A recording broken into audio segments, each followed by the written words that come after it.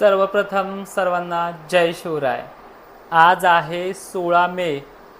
अरबी समुद्रातल्या लो प्रेशरमुळे महाराष्ट्रातल्या वातावरणाचं पूर्ण चित्र बदललेलं आहे। कर्नाटकच्या अनेक भागांमध्ये मागील 2 दिवसापासून पावसाची हजेरी कायम आहे। हुबळीपासून दक्षिण भाग तसं पश्चिम भाग चांगल्या पद्धतीनं भाग बदलतचा जो काही व्याप्ती 60%च्याही पुढे आहे अशा पद्धतीचा पाऊस चालू आहे। तो उत्तरेकडील भागांमध्ये म्हणजे पुण्यापर्यंत, कोल्हापूर, सांगलीपर्यंत 19 तारखेपर्यंत दाखल देखील होणार आहे।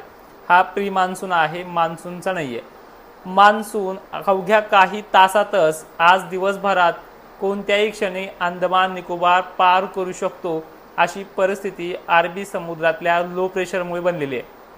पण येत्या काही तासातच अंदमान पर्यंत पोहोचलेला मान्सून पुढे गती देखील देऊ शकतो अशी परिस्थिती आहे।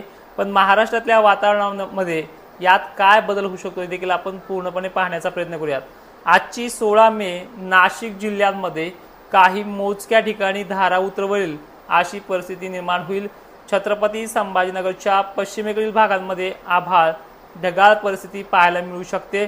त्याचबरोबर 18 आणि 19 ला कोल्हापूर, सांगली, सातारा तसेच धाराशिव, सोलापूर, लातूरपर्यंत काही प्रमाणात पाऊस राहू शकतो। मात्र हुबळी, निपाणी, बसव कल्याण त्याचबरोबर दक्षिण कर्नाटक या भागाचा आणि उत्तर कर्नाटक बरोबरच पश्चिम कर्नाटकचा समावेश सर्वाधिक जास्त असणार आहे। कोल्हापूरची व्याप्ती 70% एवढी जाणार आहे। तारीख 19 पर्यंतची आहे। मात्र महाराष्ट्रातील मराठवाडा आणि विदर्भाला अजून किती दिवस वेटिंग आहे हे देखील पाहूयात।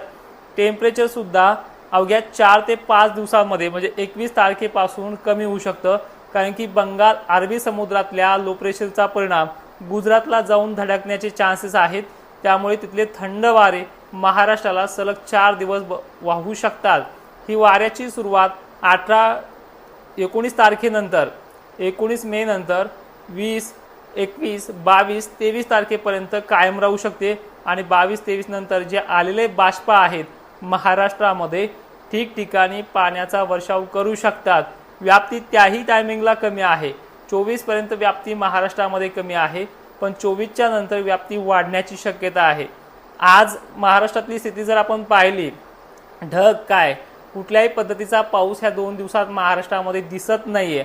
पण चित्र वातावरण बखाडीसारखं जर दिसत असलं तर या वातावरणामध्ये मोठा किंवा धक्कादायक कुठलाच बदल नाहीये। मान्सून बाबत किंवा मान्सूनच्या पूर्ण क्षमतेबाबत प्रश्न उपस्थित होताना शेतकऱ्यांच्या चेहऱ्यावरनं दिसत आहेत। पण काळजी करू नका, या वातावरणामध्ये कुठलाही मोठा धक्कादायक बदल नाहीये। परिस्थिती अजूनही चांगली आहे आणि शेवटपर्यंतही चांगली राहणार आहे। फक्त आपल्याला तोपर्यंत संयम ठेवायचा आहे। पेरण्या सुद्धा दिलेल्या मेसेजप्रमाणेच त्याच वेळेमध्ये होतील असं आश्वासित आहे आणि विनंती आहे, एका अंदाजाने आपली प्रयोगशाळा खचून जात नाहीये।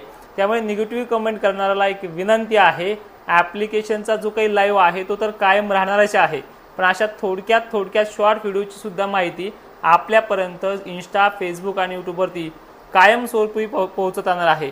ज्यांना ॲप्लिकेशन वापरता येत नाही त्या मित्रांसाठी एक विनंती आहे, 7:30 वाजता कालपासून लाईव्हला सुरुवात केलेली आहे। त्या 7:30 वाजता ॲप्लिकेशन एकदा ओपन करून बघा। वरच्या लाईनमध्ये जे तुम्हाला लाईव्ह सेक्शन किंवा लाईव्ह क्लासेस नाव दिसते तिथेच 7:30 वाजता मी लाईव्ह येत असतो। अजूनही जर तुम्हाला ॲप्लिकेशन वापरता येत नसेल तर एक छानसा व्हिडिओ बनवून आपण सोशल मीडियावरती व्हायरल करणार आहोत। तोपर्यंत जय शिवराय, धन्यवाद।